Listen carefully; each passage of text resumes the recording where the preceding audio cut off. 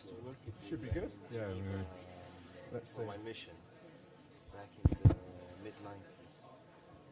Hello, everybody. Very warm welcome to you. My name's Larry Elliott.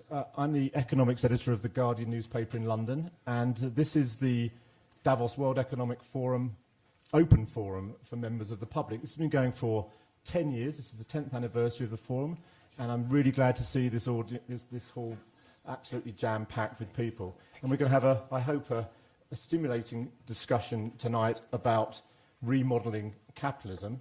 And before I introduce the panellists, I'm going to ask you, the audience, to do a bit of participation. So, two questions for you. Do you think the current model of capitalism is working, yes or no? No! Show of hands, put your hands up. Yes, yeah, yes, it's working. Yes, it's working. Okay, no it isn't. Okay, so that's quite mixed, but a slight majority in favour of no. Okay, second question. Can it be fixed? Can the problems be fixed? No. Hands up for yes. Hands up for no. Okay, right, we'll be coming back to the audience later on for their comments. Let me just introduce the panellists in alphabetical, if not in the order they are on the stage. I've got here with me Jafar Hassan, who is the Minister of Planning and International Cooperation of the Kingdom of Jordan. I've got Ed Miliband, the leader of the opposition Labour Party in London. Navi Pillay, the UN High Commissioner for Human Rights. Stephen Roach, who works for Morgan Stanley but also is a professor at Yale University.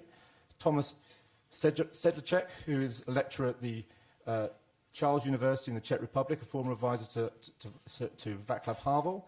And Juan Samavia, who is the Director General of the International Labour Organization. And we have Maria from the Occupy Zurich movement. Now, the way I'm going to organise this is that the members of the panel are going to have 3 or 4 minutes to answer the 2 questions that I put to you at the start. Is the current model working? And if it isn't working satisfactorily, what can we do to fix it? And I'm going to be quite ruthless with the members of the panel, because I do want to get the audience to be involved. This is an open forum, and when it comes to your participation, I'm going to show an equal degree of ruthlessness, because I know these meetings of old. I've been in the audience myself, and people tend to stand up and make 10 or 15-minute statements. That is not going to happen either from the platform or from the audience. I will cut the people off if they try and do that. I hope you'll agree that's a fair and democratic way of doing it, because if one person just occupies the entire space, that's not very fair to everybody else. So, I am going to Larry, you're going to have to stop talking now. Okay, thank you. Thank you, Stephen. I stand corrected. I'm going to ask Maria to open the proceedings with her views about these 2 questions. Maria, the floor is yours. Okay. Yeah, I'm going to do it in German. You got all your phones to understand what I'm saying. Ja, merci für die Einladung auf dieses Panel. Wir sind hier eingeladen zu diskutieren über die Fehler des Kapitalismus, die Erwartungen der 99%, über Regierungen, Banken und die Mühen des kleinen Mannes. And caring for the small man. I'm Maria. I'm the small man, and I represent you. Zum Zustand der Welt muss ich euch nicht viel erzählen. Ihr wisst Bescheid über Hunger, Armut, Militärmächte, Diskriminierung, Ausbeutung oder die Zerstörung der Natur. Vielleicht wisst ihr sogar Bescheid, dass wir in einem Wirtschaftssystem leben, das all diese Zustände produziert. Ich muss darüber nicht viel sagen, weil sogar das WEF Improving the State of the World für sich in Anspruch nimmt. Die WEF-Teilnehmenden reden sogar schon seit 10 Jahren darüber, den Zustand der Welt zu verbessern. Aber ich sehe nichts. Wo waren die WEF-Teilnehmenden? In Haiti, Eritrea, in Palästina oder in Afghanistan? Das WEF benutzt eine Rhetorik, eine Image-Schiene im Sinne von, ja, wir haben eine Krise und man muss wirklich etwas machen. Schön, dass Sie das letztendlich auch sehen. Aber sie sind die Krise und gemacht wird nichts. In Realität wird nur darüber gesprochen, wie man die Märkte flexibler macht, wie man die Rechte der Arbeiterinnen noch mehr einschränkt, wie man die Finanzplätze schützt. Gesprochen wird nicht darüber, wie man die Welt verbessert, sondern wie man diese Welt noch profitabler machen kann. Es ist eigentlich nicht verwunderlich, weil hier am WEF Wirtschaftsvertreterinnen sprechen und die Logik der Wirtschaft ist die Profitmaximierung. Die Logik von Firmen und Konzernen ist die Profitmaximierung. Eine Firma wird zwar von Menschen geführt, aber es ist eine Maschine und die Verbesserung der Welt ist nicht in ihren Handlungsoptionen. Dass sich die selbsternannten globalen Führer hier so dekadent ungestört versammeln, ist pervers. Es ist nicht nur pervers, weil gleichzeitig so viel Elend in der Welt passiert. Es ist vor allem pervers, weil dieses Elend genau von den Leuten, die hier in Davos sind, verursacht wird. Wenn diese Leute sich Global Players nennen, in einer Welt, in der täglich 40.000 Menschen an Hunger sterben, wenn diese Leute über das Kapital verfügen, das alles zu ändern, dann ist es nicht nur unterlassene Hilfestellung, sondern fahrlässige Tötung. Aber wir sind ja hier am Open Forum. Das Open Forum ist die Gegenveranstaltung vom WEF fürs WEF. Es ist der Versuch, die Kritik zu vereinnahmen und sie zu kontrollieren. Es ist der Versuch, die Rhetorik in Bahnen zu lenken. Es sind Almosen, weil wir auch noch ein bisschen mitreden dürfen. Das Open Forum ist eigentlich fürs WEF, was der Salat für McDonald's ist. Ein Feigenblatt. Kommende Generationen werden sich fragen, wie ein solches Unrechtssystem so lange hingenommen werden konnte. Und sie werden uns sagen, erzählt uns einfach nicht, ihr hättet von nichts gewusst. Wir sind hier im WEF, wo 0,0001% Entscheidungen treffen, die 7 Milliarden Menschen betreffen. Die 7 Milliarden wurden nicht einbezogen und die 0,001% sind von niemandem legitimiert. Das nennt sich Fremdbestimmung. Emanzipation heißt Selbstbestimmung und Selbstbestimmung funktioniert nicht, wenn 2600 Personen die Zukunft von 7 Milliarden diskutieren. Unsere Zukunft müssen wir selbst in die Hand nehmen. Es gibt genügend Ansätze dafür, wie Kollektivgesellschaften, selbstverwaltete Betriebe, Genossenschaften. Es gibt eine kollektive Intelligenz. Es gibt eine Vielfalt von Blickwinkeln und Erfahrungen. Und es gibt noch viel mehr Möglichkeiten, die man ausprobieren und entwickeln kann. Wir leben in einer Zeit, in der all die erkämpften sozialen Errungenschaften in Gefahr sind. Wir leben aber auch in einer Zeit, in der die Menschen in der ganzen Welt aufstehen, die Lügen durchschauen und beginnen, sich selbst zu organisieren. Liebe Leute, das WEF ist nicht die Welt. Die Welt besteht ja nicht aus reichen, weißen Männern. Hört auf, von irgendwelchen Panels zu erwarten, euch das System zu erklären, euch zu erklären, was die Probleme sind und wie man sie löst. Hört auf, euch klein zu machen. Ihr wisst, was Sinn macht und was nicht und wie die Welt sein kann. Und wie euer Leben sein kann. Lasst euch nicht ohnmächtig machen, weil dieses System darauf basiert, dass sich all das nie ändern wird. Das wollen sie uns glauben machen. Aber guckt euch um, nehmt die Dinge in eure Hand, vertraut eurem Verstand und eurem Herzen. Great Transformation ist das Thema hier. I'm totally over in a second. Okay, good. Great Transformation ist das Thema hier. Lassen wir uns nicht mehr erzählen, sondern sprechen wir miteinander. Ein erster Schritt der Veränderung ist, dass wir alle eine Stimme haben. Nehmt diese Stimme wahr, weil ihr habt alle etwas Wichtiges zu sagen und beizutragen. Hören wir auf, hier über große Veränderungen zu sprechen, sondern beginnen wir damit jetzt mit einem ersten Schritt hier in diesem Saal.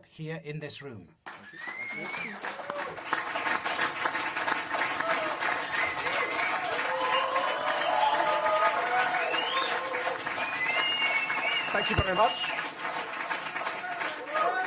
Okay, thank you. Okay. Okay. Mic check! Mic check! Mic check! Mic check! Hey, it works! Hey, it works! This is the tool we can use. This is the tool we can use to be heard. To be heard. Anytime. Okay. Anytime. Anywhere. You can use it too. You can use it too. We can use it here. We can use it here. Let's talk to one another. Let's talk to one another. Face to face. Face to face. As equals. As equals. Panelists, Panelists. this means you too. This means you too. Well, we're ready to talk. I hope you are. So let's get on with it, shall we? Join us!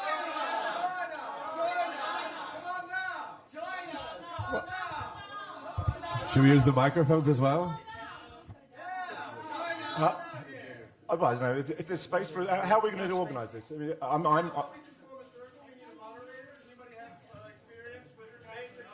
look. Hang on. I'm quite happy to organise the meeting, or not moderate. If someone else wants to moderate, that's cool. What do you think?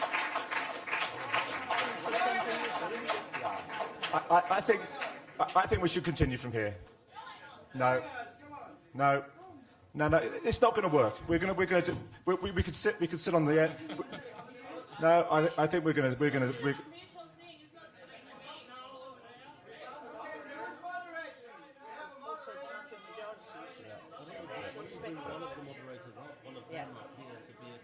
Well, you know, we've got someone from the Occupy movement.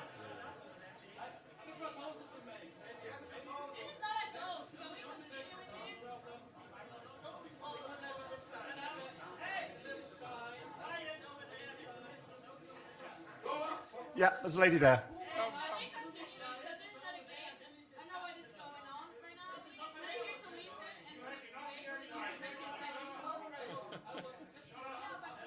Hang on 1 second.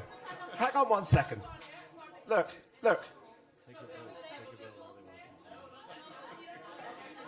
Hang on. Can I just have people's attention for 1 second? Yeah. Okay. Who would like the meeting to continue in the way that it's supposed to be organised, i.e. with the panellists up here and you listening and participating when you have your chance? Put your hands up. Okay, who would like it to be organised in a different way? Okay, well, the people who want it organised in the way it was supposed to be organised win by a very large majority. That's the democratic choice of this meeting. So let's do it. Let's do it that way.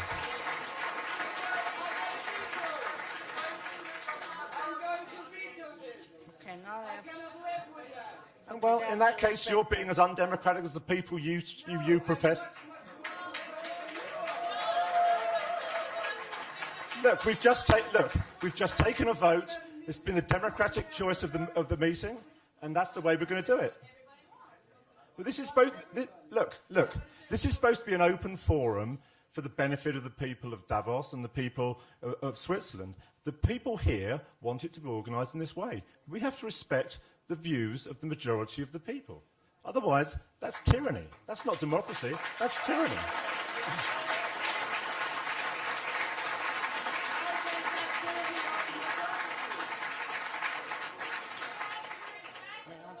Go ahead. Okay, we are face to face. We are. This is.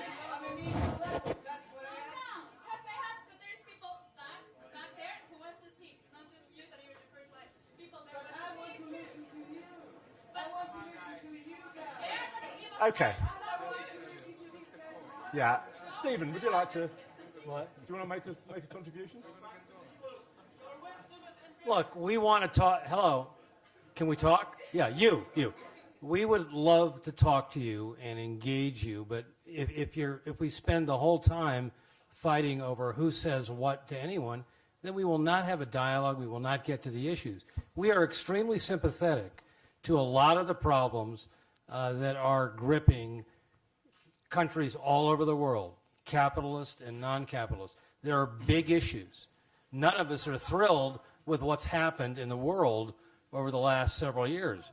But if all we do is scream and yell with one another over how to talk, we get nothing done. So let's engage each other. No, we're doing that. Elliot. We're doing that. Elliot.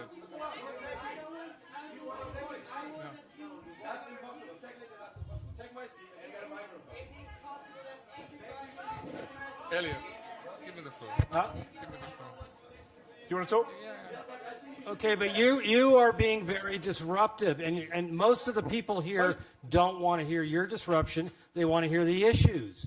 This is not about disruption. It's about substance. Can we do that?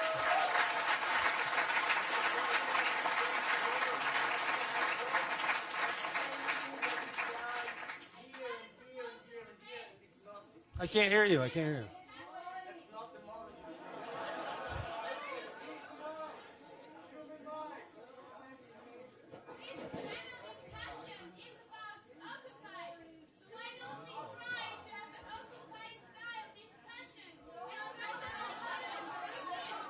No, the panel discussion's about capitalism, and you were invited to contribute. Huh?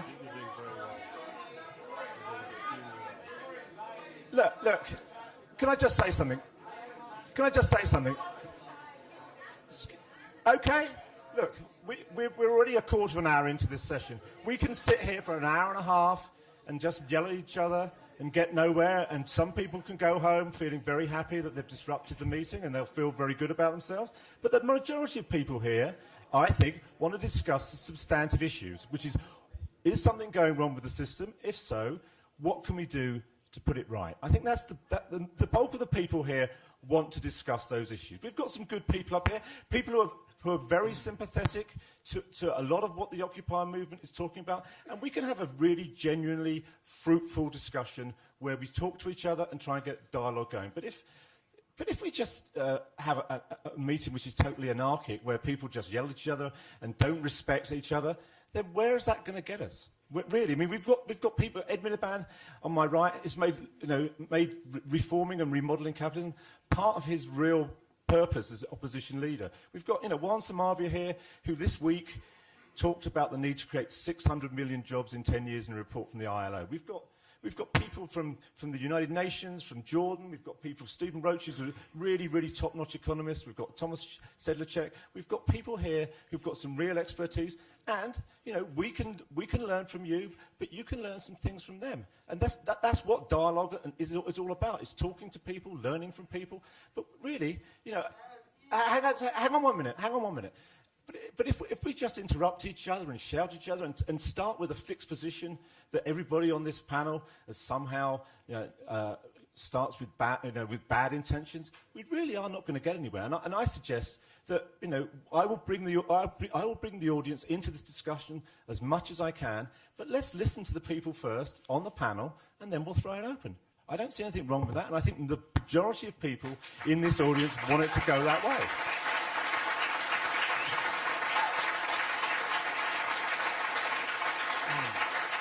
Okay, Juan.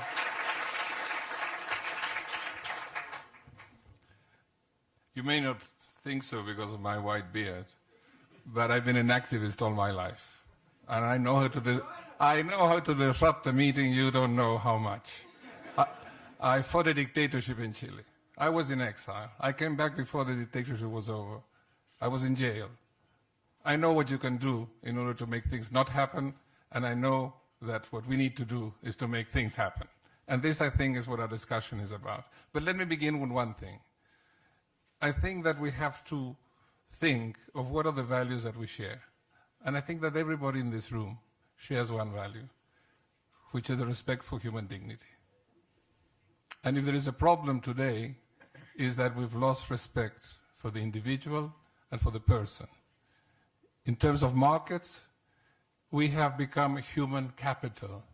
Can you imagine a more debasing way of describing all of us? We are human capitals for the market that has now happened. And I want to talk about my issue, but it is your issue. The essence of the dignity of human dignity has to do with human rights, and now we will talk about that. But there is one element which is common to exactly all of us, and that is the dignity of work. The young people want to make sure that they will have the dignity of work. The people at work want to make sure that they have a quality work in which they're respected as workers. And the people who have worked for 30, 35, 40 years, whatever it's going to be, want to make sure that what they gave to society, they can receive back once they have a pension. How is work treated today?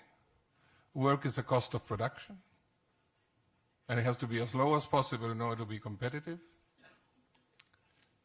The worker is a consumer. Everybody in this room is looked at as a consumer by the economic model of capitalism today. You are a consumer. And if you're a worker, you get little paid.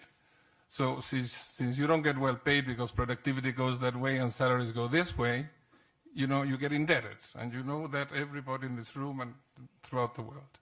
So what is the key question that we all have to coalesce about? Whatever our style of making our points, I don't have any problem with the sort of things that you're doing. It's not, I know it, it's all right. But whatever the way of making our point is, work is at the heart of individual dignity, of the dignity of the human being. We prove ourselves in the type of work that society permits us to have and the opportunities that may or may not be there. Work is at the heart of the stability of the way people want to live together, in a household, in a family, or whatever way people choose to live together. A family without work is a very unhappy family. A household without work is people on the street wondering what they're going to do next day. And we know, because we all live in communities, that a community at work is a community at peace. So if you ask me, remodeling capitalism, I don't particularly like the word capitalism for a very simple reason. I think that our society is much richer, is much better, than simply using the word capitalism to describe what we're all about. How can we use the word capitalism to say this is a capitalist society? We are not, and I'm certainly not. So I don't mind whether we remodel it or we don't remodel it. What I want are values, and I don't know how we're going to call them. I want values that are inserted in all of us, and that we believe that we're going to fight for those values. And I just want to mention that I believe, and I want to leave it here, Elliot, that I believe that we have to fight for the right to have decent work, and particularly the young. If you don't fight to say, look, you adults have prepared the policies, are great, because you've somehow engineered policies that when we come to unemployment, unemployment of the young are 2, 3, 4 times higher than that of adults. Great job. If there is unemployment, you make sure that adults have less unemployment than young people. These are the sort of things in which we need to do. But in order to change and to really get to these changes, there is one simple thing that is essential. We have to organize. We have to organize. There are a lot of deaf ears there. And there are a lot of people that have the capacity to change things that are not doing it. From political parties to business to civil society itself. So one can say, I don't like it. Or you can say, what am I going to do about the fact that I don't like it? And my challenge to you is to organize in whatever space you have in society, whatever it is, make sure that you organize. Because the last thing that is going to change this world is to say, I don't like it, to write it maybe, to pronounce it maybe, to talk it when you meet with others, and then to go home and say, what the hell, what a bad world I'm in. Without organization, we're not going to change it, because the present structures of representation are not doing it. And we need to move into a world in which voice and participation have a space that they don't have today. And that's what you represent, and that's the reason I want to be here, because I've been sitting there for a long time. This happened to be a temporary job that I have. My real job is being a member of civil society and fighting for the things that you're all fighting for. Thank you.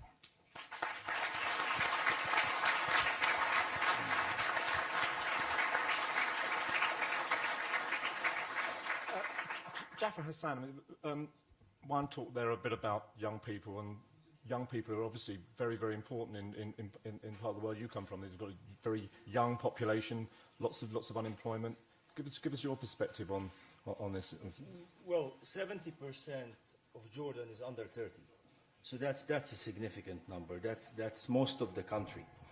And if we talk about capitalism and how this is considered, I mean, really greed is a key weakness that we have in the capitalist system. And unchecked greed leads to injustice and crisis, and that's key, and that's what we found today in many of the bubbles that happen around us and lead to crisis and further injustices. It is a question of needing to regulate the bad side of capitalism, if you will. That's on one hand. On the other hand, really capitalism is a very dynamic system, and it needs to preserve and renew its legitimacy, and this has happened over and over and over again. And today we're in the process of significantly needing to renew that legitimacy, but in order to do that and to survive today, we need to build a culture of prosperity rather than culture of profit. And I think one of the major issues that we have had in new emerging economies, and we've moved fast and we've moved by the book and we've privatized quickly and we've welcomed investments and we've doubled investments more and more and more, and that's very important and that's significant. But the key challenge today and throughout the Arab Spring is that people are not seeing it. The great majority, the young, don't feel that their opportunity has been fulfilled. They don't feel that they have really had what they expect, and expectations are very high. Expectations are very high, and it's becoming harder and harder to fulfill those expectations because the state in many ways had given up to the private sector, given up to the market economy to play the role that it used to play because it couldn't afford in many ways to continue in that role. And now we discover that actually many of the things that had to be done are not there. We discovered that to remain competitive, you need to have a far, far better education than you used to 10 years ago, or 20 years ago, or 30 years ago. And if you don't get that quality education, not just the education, if you don't get that quality, you will not have the edge.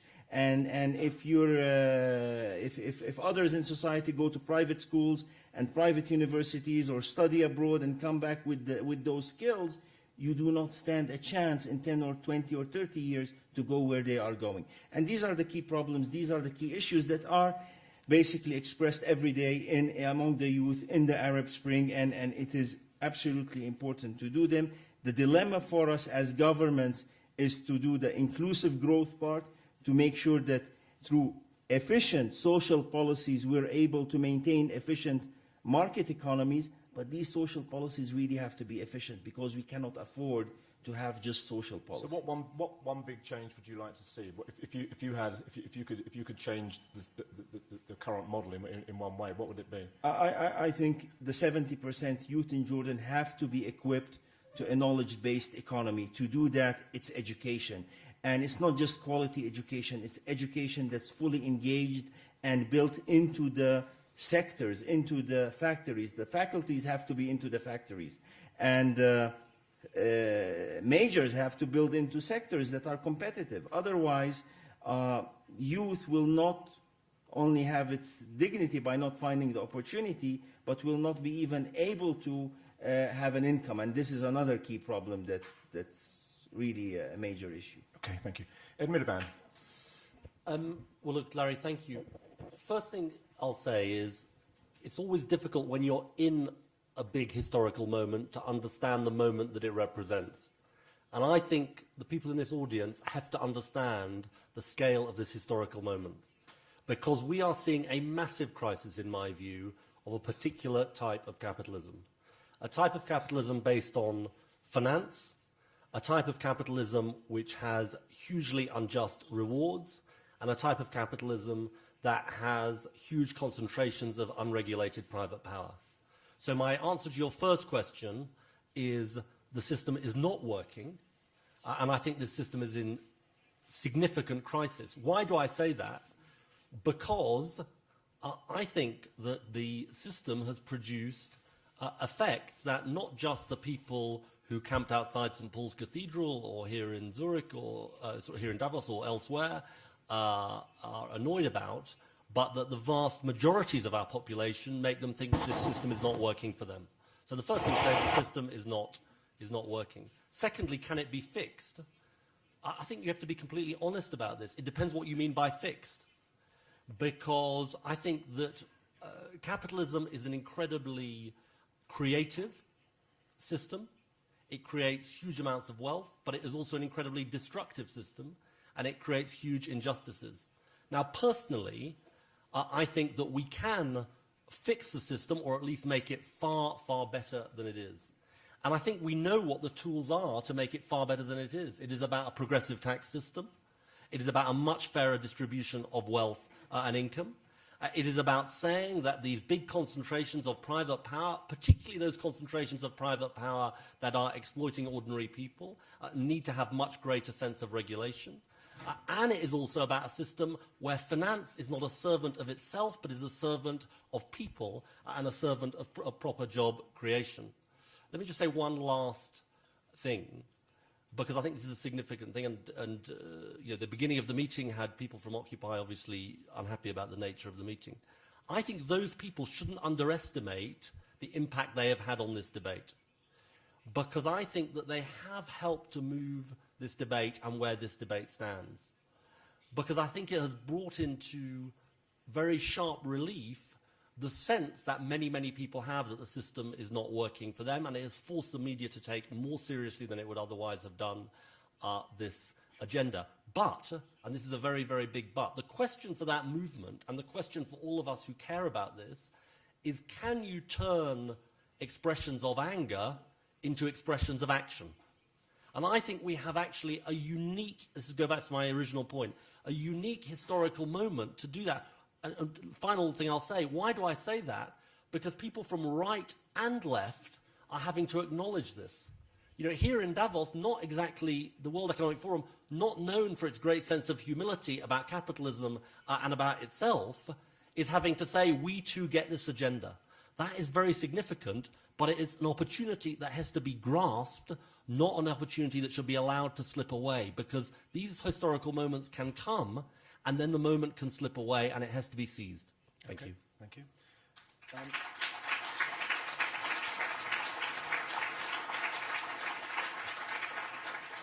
Navi Pillay.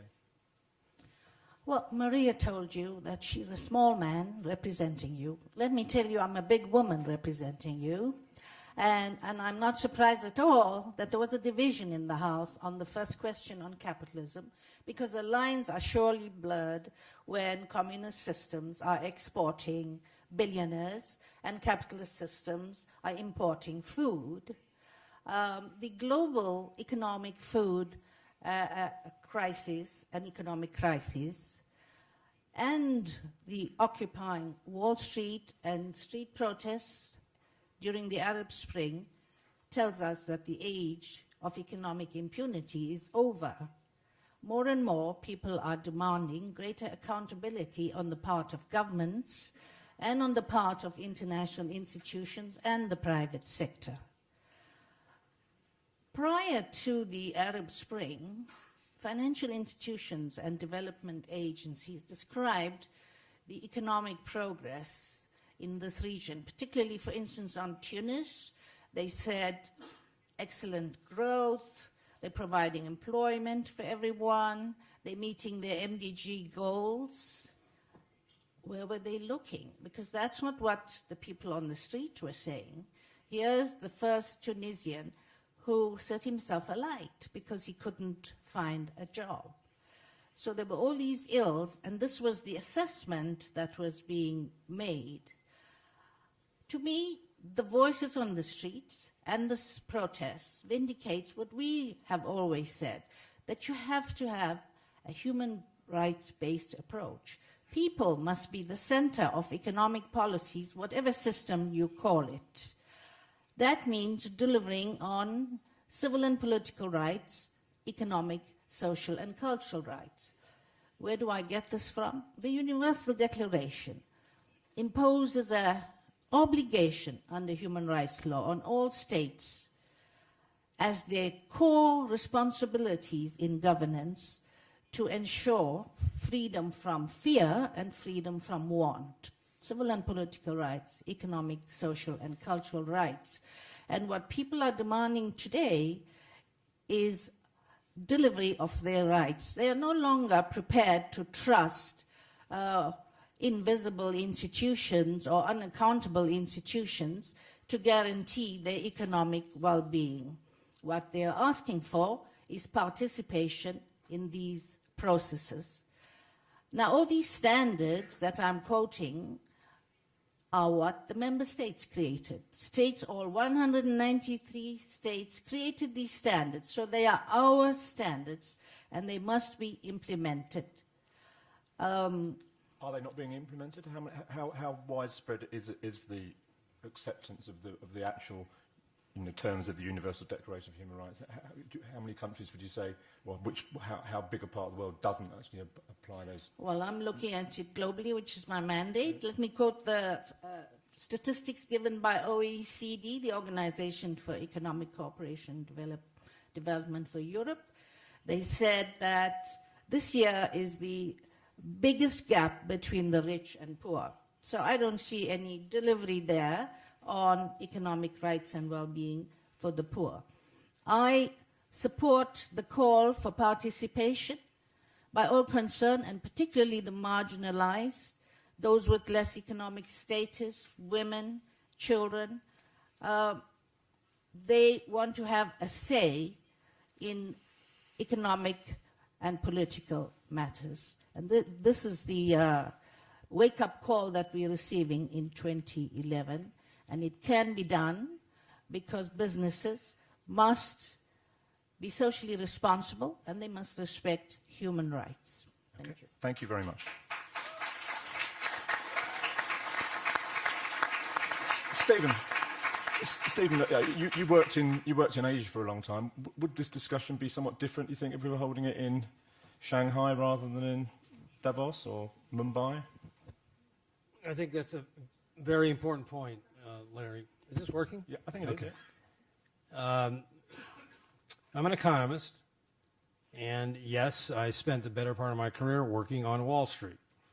While on Wall Street, I was very vocal in warning of periodic bouts of instability, imbalance, and excess. I cannot say that my warnings were heeded or listened to, but it never stopped me from trying to get to the bottom of what I thought was a very unstable combination between financial markets and real economic activity. As an economist, I think it's critical to just point out one obvious fact. The income inequality, which has become the standard of the Occupy movement as they've raised their protests all over the world, is global in scope. We in the West do not have a monopoly on rising inequality. Whether we are state-directed or pure market-based, capitalist, non-capitalist, America or China, income inequality is higher than it's ever been in modern times. I would argue that it's less the system and more in the way that we have governed our system. We have, in many cases, let regulators, policymakers, politicians be subjected to ideological capture, and that has blinded them from imposing the discipline that a system like ours needs. In the last 20 years, we've let, in an increasingly complex world, interrelated markets, driven by high-speed technology, veer out of control. We've let regulation be replaced by self-regulation. In the last 30 years, I've counted them up, you can do the math yourself, we've had a major crisis about once every 3 years. And the countries involved in the crises are across the ideological spectrum, from capitalist to non-capitalist, to the United States, to Asia, and now, of course, Europe. The answers have been very, very elusive, especially for my profession, the economics profession. Economics owes its origins to the problems of allocating resources in a fair and efficient way that generates increased economic welfare, prosperity, and presumably equality. We've lost sight of that. The economics profession has nothing to say about the problems of income inequality. That embarrasses me. As a professional economist, I take major exception to a profession that does not hold itself accountable to real-time problems.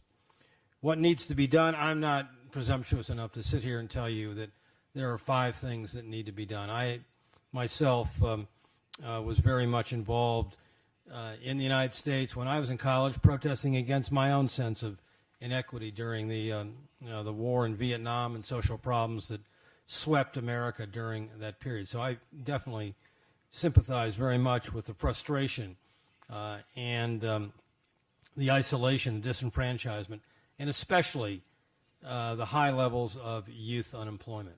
We can say that education is the answer, and I'm an educator now, and I believe it's the answer, but it's not as easy as that. It's matching skills with opportunities that change at hyperspeed in this world.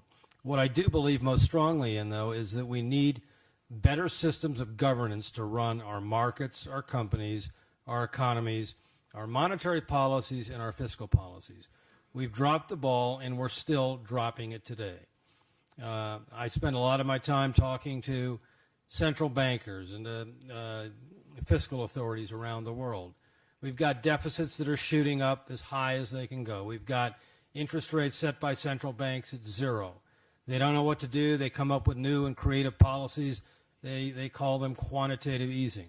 I worry that policy is unhinged, and the crises that we've suffered, 11 over the last 30 years, are an indication of more to come. This is not a stable system. It's a system in need of more disciplined governance. Is that because of the nature of financial markets globally, do you think? I mean, after the last crisis, for example, after the last big crisis in the 1930s, Roosevelt came in and clamped down on finance on Wall Street pretty hard. I mean, he created firewalls between retail banking and investment banking, and generally the rhetoric was incredibly strong. I mean, in his inauguration speech, he talked about kicking the money changers out of the temple. I mean, his sort of stuff would be meat and drink to protesters today. I mean, look, I'm not here, Larry. Did you detect any willingness on the part of policymakers to take that sort of tough action again, or are we just going to have the financial markets running the show,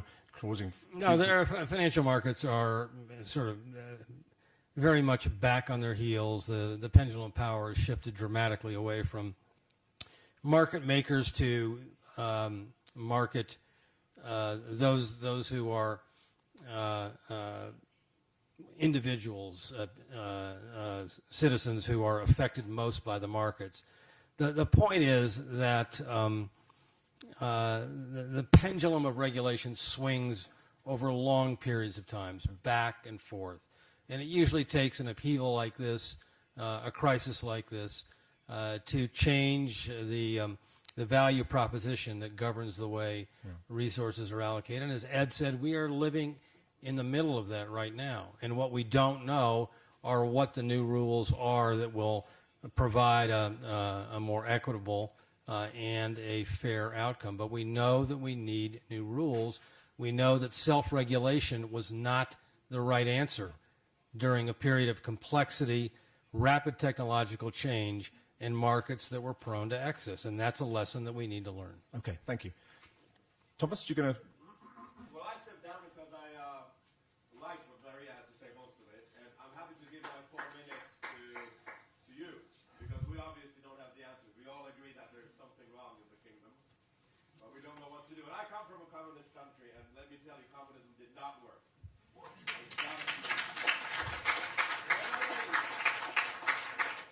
And I mean this honestly, and in no mocking way, I would really like you to take my 4 minutes. If you want. Yeah.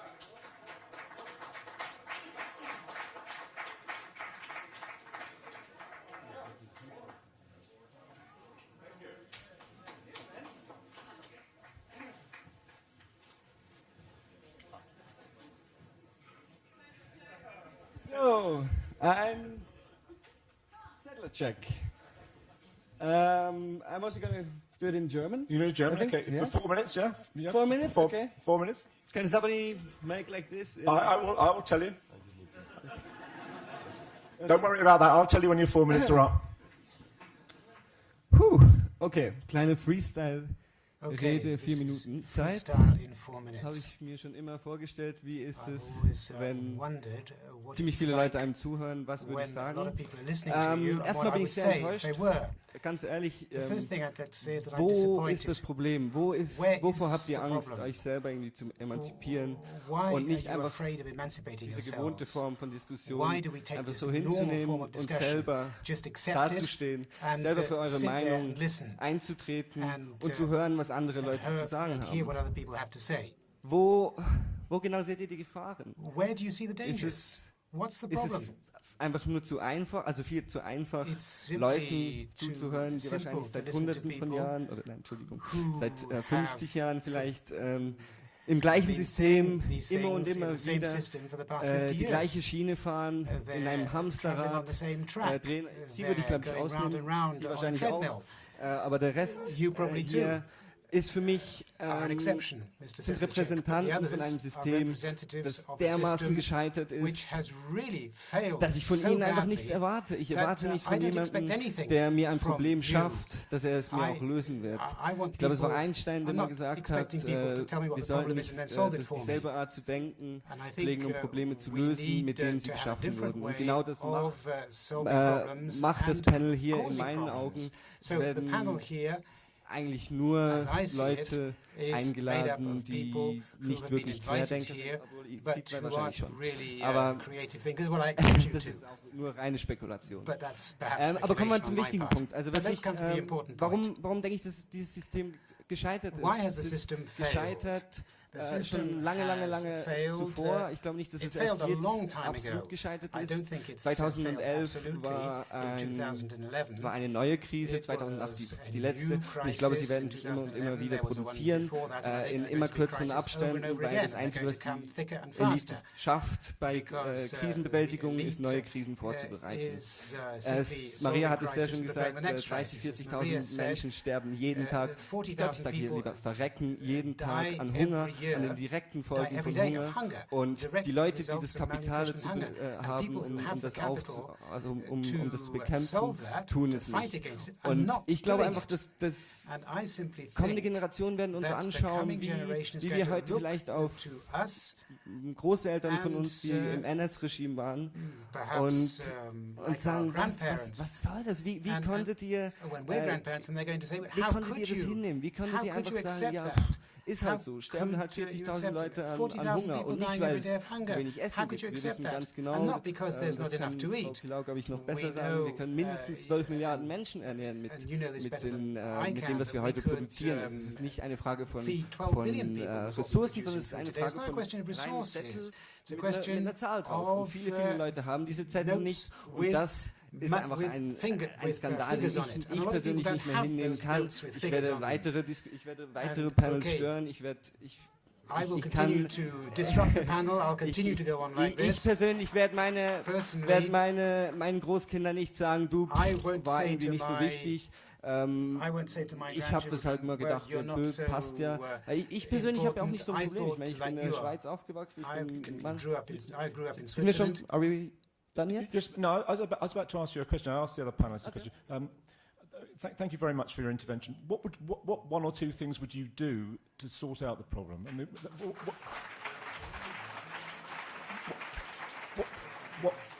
no, you've given a sort of description of the problem, and obviously there is a problem. We all agree there's a problem. I just wonder what you would if you had the power, you had the ability to solve things. What would be the things that you would do in order to solve the problem? Contrary to other people, I don't see myself as an expert, and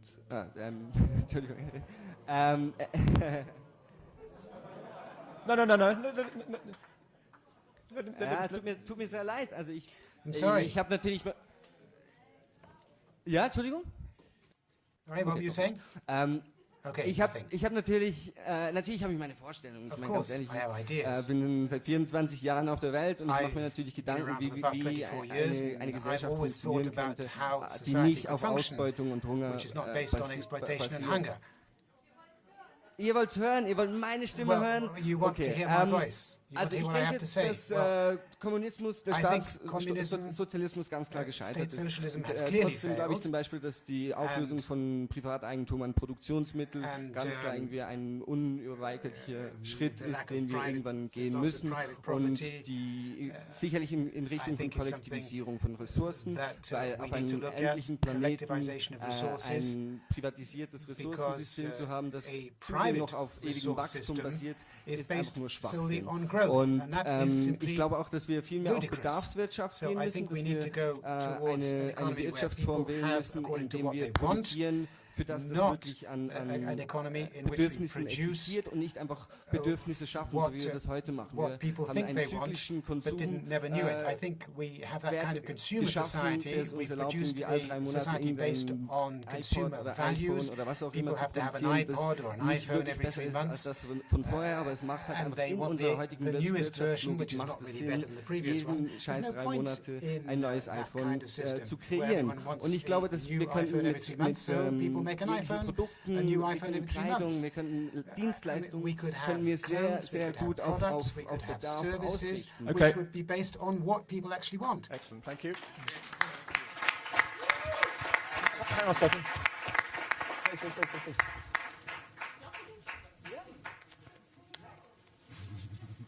Hang on one second. I think we'll just let the rest of the panel have a word, if you don't mind. Okay? Ed Miliband, have you got... Hang on a second. You'll have a chance to speak. Are you part of the Occupy movement as well? Are you part of... Okay, well, I think it's only right that the other members of the panel have a say as well. So, Ed Miliband, what would... I'll give time to the audience, honestly. No, I think I'd like to go around the panel and ask what specific things. I asked the question of the chap from Occupy. It's quite a difficult question because it's always easier to say what the problem is rather than actually lay out some solutions to it. It might well be. I mean, while might say it's more collective bargaining. One of the problems is that workers are unable to get the full or even part of the fruits of their labour. I'd quite like to go round from people to say what they think should be done. I think everybody in this room knows there's a problem. We can talk about income inequality and we can talk about the fact that private sector debt has become public sector debt and the bankers have been bailed out by the taxpayer and so on. But actually, I'd quite like us to start moving towards some answers rather than some questions. So what you want to be Prime Minister of the UK. What sort of things would you want to do? I'll give you three. Let me give you three very, very quick answers to that. Look, first of all, you've got to do something about the runaway distribution of rewards at the top of our society. Now, how do you do that? I said you need a more progressive tax system. I think that's important. I think you've got to find different ways in which you can control what the top executives get, because the issue of the top 1% is massive. I think there are ways you can do that by changing the rules that apply to boards and who's on boards. One proposal we have, for example, is that every publicly listed company should have a normal employee in the board. Because if you can't look an ordinary employee of your firm in the eye and say, actually, this is a justified salary, then you shouldn't be getting the salary. So it's one very specific thing. Secondly, you clearly have to reform the way that the banking system works so that it properly serves industry. How would I do that? I think you've got to look at some of the models that are already out there, for example, in Germany, where you have part public, part private relationships in the banking system. So it's not, you don't simply leave it to the private banking system. Thirdly, as I indicated at the outset, I think there are, particularly in areas where there isn't proper competition, I think you need much greater regulation. Now, in Britain, that's about the energy companies, the train companies, lots of organisations that have been privatised, but in my view don't have proper regulation. So that's not a transformation, but I think there are three things that could make a difference. Okay. Thomas, you're not going to get away with just handing over your mic for the entire... We don't want you here just for that. And we haven't heard from you at all. So what would you do? When my iPhone doesn't work, I'm not expected to repair it. I go to the experts. So, I appreciate in this the Occupy Wall Street because you've made this a mainstream topic. And I think it's important. And you are just saying, really, what sociologists, philosophers, critical economists, and anthropologists just to pick few, have been saying for years that globalization has its dark sides of the moon. It's not just sunny side up all the time. And it was some sort of a miracle that globalization produced, by and large, at least in our quarters of the world, happy results. And thank God for this wake-up call that's happening. But the problem is following. And, okay, let's help, not Greece, not Wall Street. Let's help the third world. Who's on the street? Left again. Who's on the streets of Athens? It's the Greek left, protesting that their income is going to go down 5%. Well, it has to go if somebody else's income, in the short run anyway, is going to go up. Solutions. Okay, obviously there is something terribly wrong with the whole idea of interest rate. I don't have anything against capital. I think we should have private capital, but interest rate is spooky. This is a message that we're hearing from Moses, from Aristotle, from Holy Quran, from Vedas, from Sumerian. Don't use interest rate. It enslaves you. It enslaves people. It enslaved Greece. It enslaved Hungary. And if we continue doing what we're doing, it's going to enslave the whole of Europe. It is not China that we should be afraid of, that they will catch up with our growth. It is ourselves. China has nothing to do with Greece. China has nothing to do with Ireland. China has nothing to do with Hungary. China has nothing to do with Japanese problems. So, redistribution of wealth happens largely because of interest rates. And you can enslave the world, which is what we have been doing, thanks to that. So my first point, we don't understand the interest, to speak very specifically, sure. We don't understand what it is interest rate. Clearly, Greece has been getting extremely low levels of interest rate, we now know, because we can't take the bankruptcy of Greece, because it would collapse, possibly, the whole system. In other words, the whole system was set wrong. If we would have set it again, from the benefit of hindsight, we would have much higher interest rates. First conclusion. Second conclusion, it was all a hoax. Interest rate, what you read in the Financial Times every day, it's calculated to the 1 percentage point of a 1%, this is called a basis point, 1/100th of a 100th%. We calculate it exactly wrong. It was all a hoax. It doesn't work. We don't understand it. We're writing it crazy. This is one thing that we either should understand how it really works, which will take many, many years, because we didn't figure it out in 2,300 years yet, or stop using it as excessively. Second point is we need to forget about growth in Europe.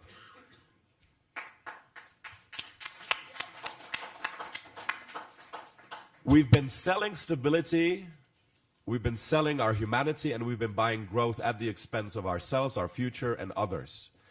We have to sell growth and buy stability. The world has grown by 4% last year as a whole. China has grown, a very poor part of the world. We should be happy for that.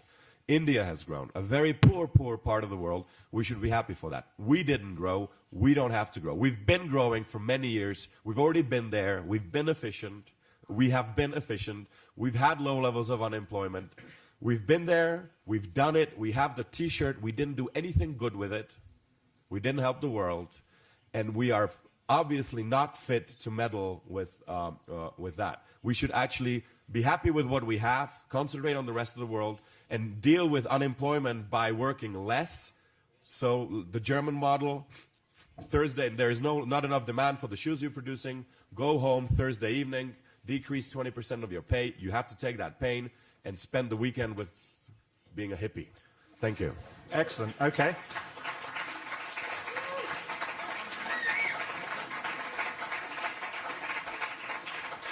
Before I go on, there's a lady in the audience there who's been very patient. I'm going to ask the rest of the panelists in a minute for what. Do you want to get the mic to this? Is there a mic, a roving mic? It's second row from the front. If you can keep your contribution nice and short, that would be very good. Thank you very much. Well, I would like to ask the people who's here in the Occupy. You say you want to change the capitalisms, right? No. So you want to fix it, or you want to change it completely, and what? To going back to a socialism? The socialism that never worked in any part of this world?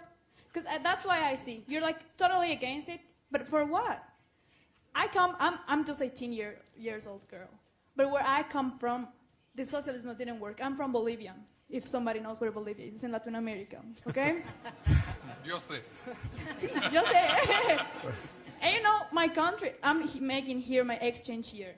And now I can see the reality of my country. I love how the Swiss government is, but here people live in a bubble because they have no idea what a really crisis is. People here say like there is this problem with the president of the bank, the Swiss president bank, and it was like a big crisis. A big crisis is when deaf people bought us and votes for socialists, for a bad government. And that's why, that's a socialism. Why? Because they are like blind because of they want power. And that's what these socialisms bring.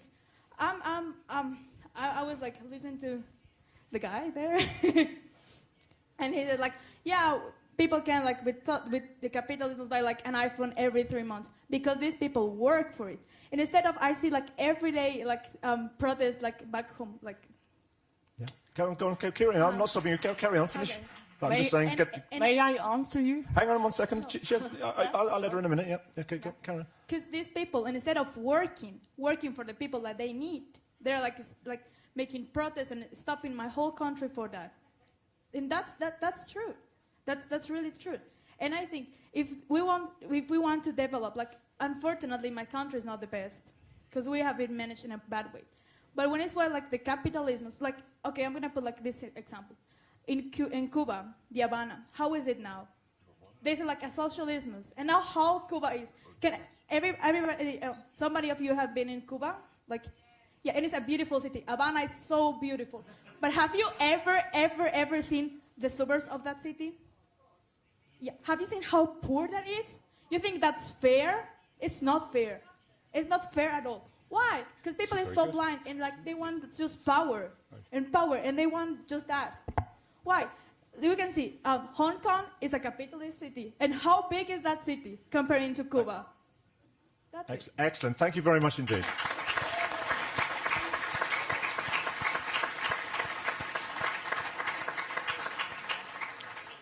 Yeah, so... hang on 1 second.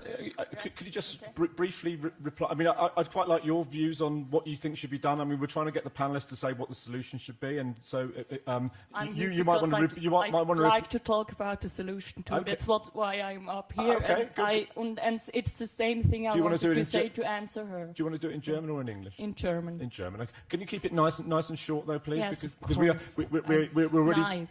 running out of time, so... Ich glaube, dass ich würde einen anderen Denkansatz vorschlagen, über Lösungsansätze zu sprechen. Ich finde, jetzt werden Systeme genannt, es wird der Sozialismus genannt, es wird, wie kann man den Kapitalismus organisieren, es wird über Systeme gesprochen und ich verstehe nicht, warum wir ein fertiges System uns aufzwingen lassen müssen. Ich würde den Denkansatz vorschlagen, dass wir miteinander uns überlegen, was wollen wir eigentlich.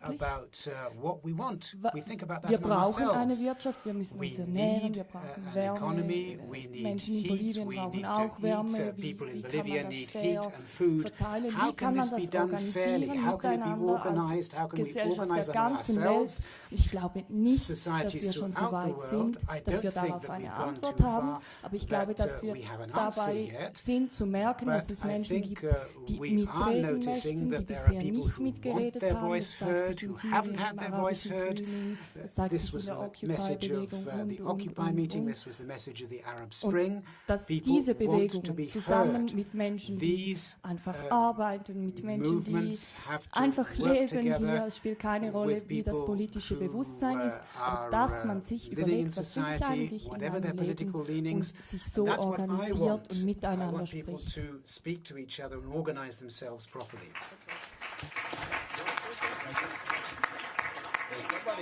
Somebody should be here from Occupy Wall Street.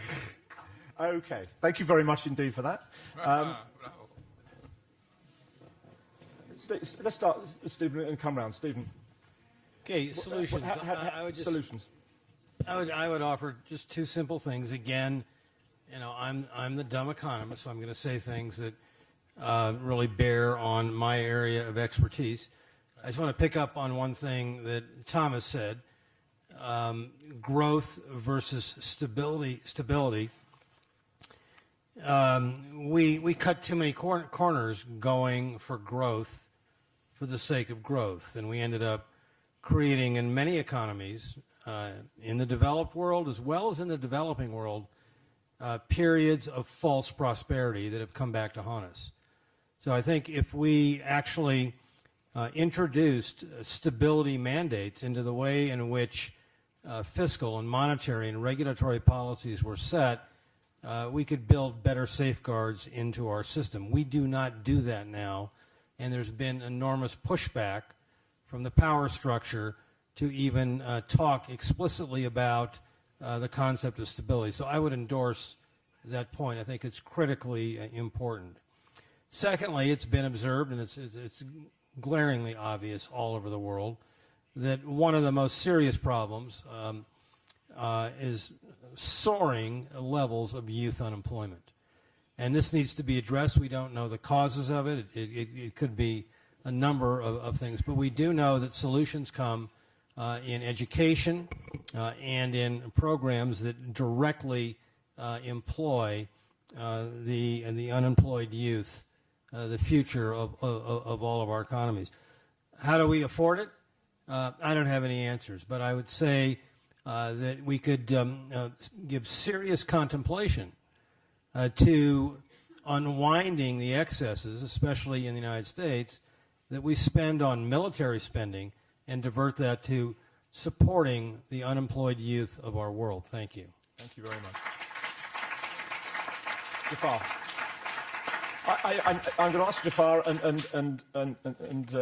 Navi to make a couple of brief points. I know there's some people in the audience, and I'm going to get to you as soon as I can, but I'd just like to have the panelists' views on what they would do, and then I'm going to throw it open. Well, we cannot ration reward, but we definitely have a responsibility to provide opportunity. And that's where the real problem is. Today, we're working on a quality of life index for different parts of Jordan. And the results will come out, and I'm sure there will be very, very big differences in different areas when it pertains to quality of life. And that's where government should really intervene. The financial situation, and maybe for Europe, maybe for the US, all the regulations were very important. But the problems that led to the Arab Spring were there far, far before that. And fixing the financial situation is not going to fix the problems that the Arab Spring is about. If you had seen the Human Development Index that was done on the Arab world over the past 7-8 years, it was a red flag all throughout. But nobody did much about it, or the efforts done were not enough. So really, it's in the handbook, but right now we're just hearing the voices that were due to the failures of proper management and proper implementation. Thank you very much. Nadia. Well, I have a simple answer. I think governments should listen to the people and listen to their demands. For instance, right now, corporate compensations, military expenditure remain very high, yet countries all over the world have adopted austerity measures, cutting down on jobs, on educational opportunities, old age pensions, and all kinds of social benefits. And if you ask the people, they'll have a clear answer on whether that is fair or not fair. And government has an obligation to protect people from the decisions of economic and financial actors that harm the human rights of people. I have been to Bolivia myself, and I have seen the degradation to the environment caused by huge multinational companies that are exploiting the natural resources there. And that's what I mean. You ask ordinary Bolivians, and they will tell you without hesitation they prefer clean water than these multinationals mining in that country. So that's the bottom line. So far, is democracy failing then? Because Switzerland's a very democratic country. They have referendums on virtually everything. The US is a very democratic country. The UK is a very democratic country. We vote every 5 years for our parliament. Is the democratic process not working in large chunks of the world? Where it's not working is where the stress is on growth, economic growth as the only indicator, whereas the human rights-based approach will tell you that it's not just growth, it has to be equitable development, sustainable development, with the full participation of the people. Okay, good. Well, just a question here, because and I don't know the answer, but I look at China. China's grown more rapidly than any large economy in modern history. They've taken more people out of poverty than any modern economy in modern history. They have raised per capita incomes tenfold in the last 20 years alone. There's still a lot of poor people in China. But for them, growth, at least in that period of time, did improve the welfare of more people in a poor society than we've ever seen. So I take your point, but consider the alternative if China had not grown and stayed in a very unstable and unchaotic and poor place as it was in the late 1970s. You seem like you're quite suspicious of the no-growth approach. I think growth needs to be based on solid fundamentals. When you get into trouble with growth is when you roll the dice through financial engineering. You create false growth, unstable growth, dangerous growth that ends up then destroying much more than it would have created. I think this is the point that Thomas was trying to make. We both want stable growth, but we're not anti-growth. Okay, good. There are a couple of people from the audience, and I'm going to ask some... No, hang on a minute. There are some people from the audience. I know you've come up on stage, and welcome to you, but there are people who have been asking to speak for some time. So I'm going to ask can you get the mic to the chap with about 5 rows back? Nice and short and sharp if you can. So, hello to everyone. At first, I'd like to say that I'm a journalist. So, all what I want to do is just ask questions, no answer, because I believe media should... Okay, you can ask the questions. Go on with it, yeah. So, there was a speech about Havana in Cuba. I would like to ask you, okay, there are some poorness, but what about the sanctions to Cuba? Imagine. Also, we saw people clapping that we are now in a situation we have to stop our economic growth. Actually, we are not in the situation we can grow. But I would like to ask you, are you ready to feel that the growth will not continue? Because, you know, I'm afraid a lot of people don't know answer. And we have to have a place for experts. That's all. Thank you very much. I think there was somebody just behind there. I have a question for Mr. Miliband and also Mr. Roach. Just on steps to action, do you think there needs to be reform in the electoral finance system? So at the moment, corporations have a very heavy influence on who gets elected through campaigning and things like that. Do you think there needs to be more regulation in there so that people can take strong positions against companies? And Mr. Roach, about the recent decision in America, Citizens United, about the ability for these corporations to spend billions of dollars on electoral campaigns, and that's being called free speech. Do you think there needs to be reforms in these areas as well? Okay, thank you. Is there anybody else? One more question I take in this round? Is there Okay, there's somebody right at the back. Sorry, I do apologise. The lights are right. Behind the camera in the red scarf, I think. Someone right at the back. Let's not discriminate against people who are right at the back. Particularly not, they're wearing red.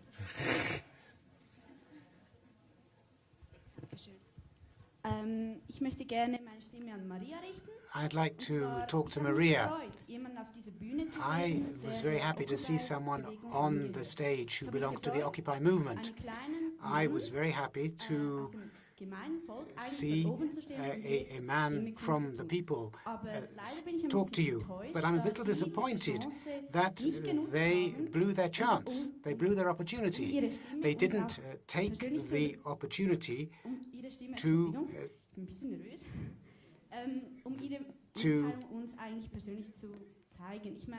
show us what their views were.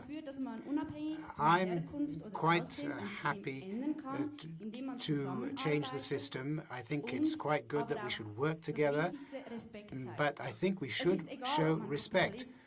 Whether you're a socialist or a capitalist or a communist, working together or changing a system can only start if you respect the other person. And that, I think, is something that I'm missing here. You haven't told us what the solutions are, or practically no solutions, and you want to change the system, but you don't know what to change it for. You want youth to be behind you, but I think the way in which you're disrupting the panel here is not the way of doing it. And that you really can't be taken seriously. So if you have an opportunity again to talk to a public of this kind, then please use that opportunity and give us your views respectably, and also connect and communicate with the people in the panel on the roster. Okay. Thank you very much. Okay.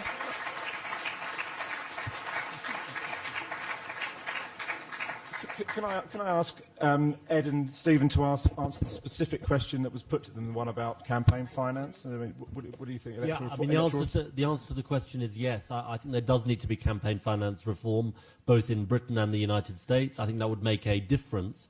I think it's as an observer of what happens in the United States, it seems to me to be a even bigger deal in the US than it is in the UK. The scale of campaign contributions and the need to raise finance. So, look, in the British case, I would like to move to campaign finance reform. I think you do have to find a way of having some state funding if you're going to do that. I think just at the moment, getting people to pay money from their taxes to fund political parties is kind of not really on. But I think that over time we do need to move to campaign finance reform. I think I'd be very willing to. Excellent. Thank you very much. As a UK taxpayer, Excellent. It'd be money well spent. Excellent. Stephen. Well, I would go further. I realize, Ed, that it's very expensive to run a campaign, but tough. You know, you want to run for office, you've got to be able to raise your funds. I would absolutely forbid any form of business from contributing to a political campaign. Campaigns should be about appealing to the votes of the people, not about appealing to the votes of business. And that's where we've gotten into trouble. Okay. Well, you wanted to say something, and then I'm going to ask for the contribution. No, it's fine. I'll ask you in a second. I know you wanted to say something. No, I just wanted to go in the line of what was said before about that we cannot continue with growth, but we have to have clear what it is, and I think it's about human and sustainable development, and both together. And the reason I'm saying this is that it is the only way to get out of the hook of a growth system in which, as Steve was saying, the type of finance excesses are part of growth, the non-respect on the environment is part of growth, the fact that you have half of the world working population is in vulnerable jobs, that's part of growth. So, how can you use the concept of growth that is now, being utilized as a success? And then you say 7%, 8%. I understand what Steve said, and we can look back and discuss whether it was good or bad. The fact is that the Chinese have decided to change that and to move into much more social justice. But we're talking today and looking towards the future. So no use discussing towards the past. The fact is that unless we change that, and that's where, our capacity to think and to work and to produce energy together in order to create the space for the thinking around this to change, it's not going to happen. I mean, one of the things that's become very fashionable recently is the idea of sustainable growth or green growth or environment. Is that just a contradiction in terms, or is there an alternative to the traditional just growth at all cost model? Which absolutely no contradiction whatsoever. No contradiction whatsoever, because you define the growth comes from investment. I mean, and you define the type of investment the society wants. The problem is, because of some of the things that Steve was saying, in a totally deregulated system in which you have to let the market take all of these decisions, obviously it's not going to happen. But you can create a space in which the regulation is capable of orienting investments to what are good societal objectives. And for that you need the type of dialogue we have here. The ILO happens to be a tripartite institution, and in order to move forward we have to listen to workers, to governments, and also to business.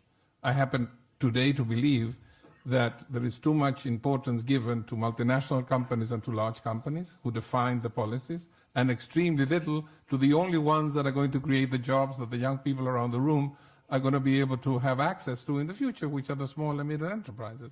So, you need a rebalancing. You need the rebalancing between capital and labor. The amount of rebalancings are enormous, but we are only going to get to define them if we can find ways of our societies to think together and to make the political system move in that direction, to make the business system move in that direction, and ourselves to change our own thinking about our consumption patterns, the way we look at what work should be about, etc. So this is what I feel is the essence of the reason of coming together, that we create the strength, the energy, I was saying, in order for these types of changes to happen. This is what I wanted to say now. Okay, excellent. I'm going to ask one of you two to contribute now, either Maria or your friend, because we're rapidly running out of time here. And what I'm going to do is ask one of you to say what you'd like to see done, and then I'm going to ask all the panelists what one thing they've picked up from this evening, one thing they want to, one lesson they've learned from it, one interesting thing they've learned from it. So we've got about 8 minutes left. So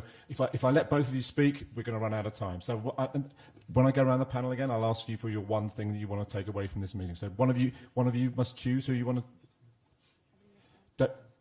Yeah, I'd like to answer the question that the girl behind asked me. You're going to speak in German? Okay, ja. Ja, also ich möchte gerne darauf antworten. I'd like to answer that. Du hast irgendwie von Respekt gesprochen und dass so eine Störung respektlos findest. Für mich bedeutet Respekt nicht, hier oben zu sitzen und runter zu sprechen und zu sagen, was die Lösungen sind. Respekt bedeutet für mich eben genau runterzugehen und direkt miteinander zu sprechen und gemeinsam zu denken, was Lösungen sind. Das ist eigentlich die ganze Idee von Occupy. Es ist nicht eine politische Partei, die euch sagt, das sind unsere Ideen und ihr könnt uns folgen oder nicht, sondern die ganze Idee von Occupy ist, dass man sich ermächtigt, selber zu denken, selber Lösungen zu finden und selber zu handeln. Und dann noch deine letzte Kritik, dass wir wenig Lösungen präsentiert haben. Das ist wieder, wir sind es so gewohnt, dass andere Leute uns Lösungen erzählen und wir das irgendwie beurteilen. Aber das ist nicht die Idee, weil die Lösung ist eben nicht, hier oben zu sitzen und zu erzählen, was die Lösung ist, sondern die Lösung ist, das zu verändern, den Prozess, wie wir das machen, zusammen zu sprechen und zusammen zu entscheiden, was gut für uns ist. Thank you very much, Maria. I mean, I think that what we are trying to do is have a respectful dialogue, listen to each other, and push the process forward. So I would say that we are actually trying to do that. That's the whole point of this meeting is to try and actually together find some solutions. I'll take that one question that we've. Can you bring the mic to this chap at the front here, and then I'm going to have to start rounding things off, I think. Thank you. I mean, I was listening to what you said, and I think the major issue that we have today is that we have a problem with economics, and we have a problem with a specific system that we call market economy. And of course, I mean, some people would say, okay, let's switch to socialism, let's switch to planned economy. Maybe this will be the solution. But I think that if we want to stick to the system that we have now, because to some degree we enjoy it, we have a decent life. But if we want to somehow fix it, we have to think about the limits of economics. And that's what I'm missing today in the political discussion. We always think about where is the solution within our theory or our system that we support, the capitalist economy or the market economy. What is the solution? And we sort of we fail completely when we have to address the other question, which are the limits? Where doesn't it perform as we want? And I think that's the limit where the politics in its essence comes to bear, in the sense that, politics in a way that we want to have human rights, we have some rights, and this has to be at one priority and not just having a highly efficient market. And isn't the process really one of trial and error, that you try something, if it doesn't work, you try and amend it or do something differently. If the system, if the way we're doing things at the moment, call it a system, it isn't the point you say, well, actually, we're not happy with this. It's not working. If you look at a business, if something's not selling, they change the product range or they do something differently. That's the same dynamic applies to politics. If something is not working, you try and analyze the problem, think of what the solution could be, and you change, because otherwise, that is the only way you're going to do it, isn't it? Of course, but I think that then we remain in thinking in this system, and we just keep running in that system. So I think the major point has to be just to understand it better, because apparently we don't understand it. Yeah, well, we don't understand. And my last point is that quick, very quick, is that what we see in economics is that they suddenly they discover that. There is behavioral finance. They discover sociology. They discover philosophy. They discover all the other subjects that you can study, which were existing all the time, but just... Well, that's a good thing, surely, isn't it? That's fascinating. It took a long time. They took a long time, but that's a good thing. Okay, right. Well done. Okay, thank you. We've got 3 minutes, and I've got 1, 2, 3, 4, 5, 6, 7 panelists. So I want them to say what they think is the one thing that's come out of this evening, one thing they want to take away, or the one thing they want to change. Let's go round from Stephen all the way round to Juan. Youth unemployment. That's obviously the problem. We can't just complain about it. We've got to convert that into opportunity, and we've got to fund it. There are ways to do it. We waste a lot of funds on things that are antithetical to youth unemployment. Okay, thank you very much. Jafar. A parallel growth index. Look at quality of services, quality of housing, quality of schooling, quality of health, and translate growth into a parallel system that you're looking at. Okay, thank you. Nari? Well, we all can articulate what's wrong with the system. Let's use right language to spell out what should be done about the system. Okay. Ed? I want to pick up on this gentleman's point, because I actually think that maybe what you were getting at was the limits to markets. It's not about the limits to economics, but the limits to markets.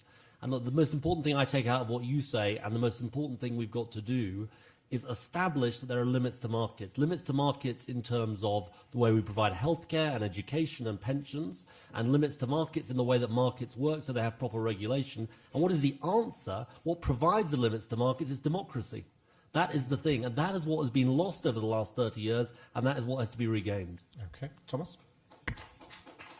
Yeah.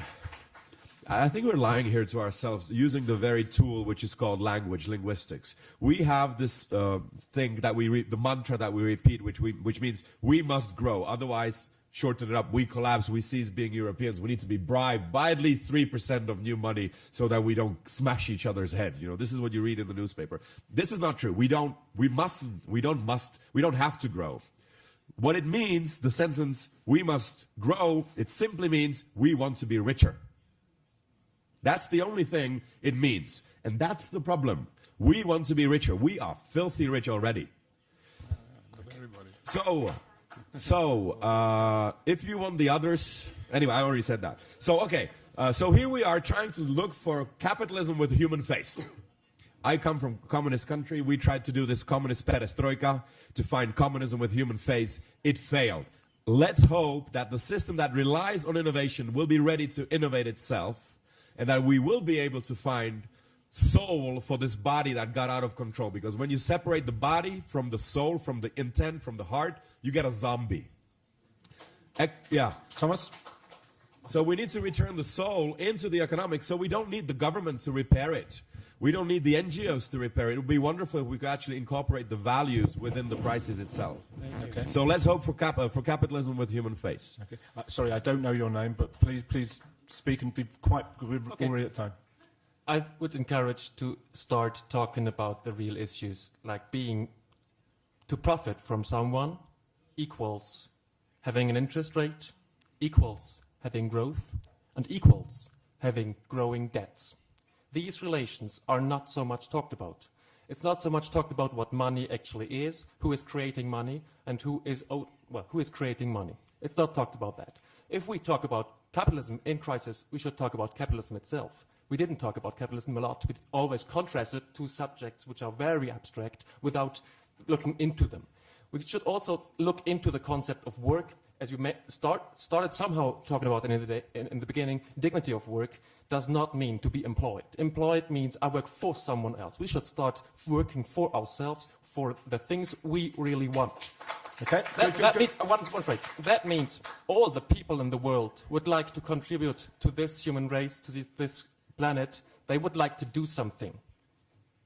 Money is just an old system to make them able to do something. We could have a whole new debate about money, I think, which would take quite a long time. But one. Let me say that I was extremely enthused by this meeting, and I'll say why right away. But before that, I think that there's one concept that emerges from what we've all said, but it's one that's not really very much used today, which is social justice. And the notion of social justice behind any one of the options that we can make, I believe, needs to come back. The reason I'm very happy is that we began, a little bit difficult, but we wound up dialoguing. Yeah. And what I want to say is that if we cannot ever resign dialogue, because that is the source of the agreements that we need to find in order to get a better society. And I'm very happy, finally, that you're here, that you've been up here, that you're sitting there, that we're listening to each other, and that consequently we conclude that these are extremely complex issues in which we don't, obviously, any of us have a simple solution, but by listening to this other, but maybe we are today, better informed. I certainly have been happy to listen to all of you and to all of you up here, because it enriches me and it enriches all of us up here. So thank you so much that we were able to finalize this in the way it has been happening. Thank you.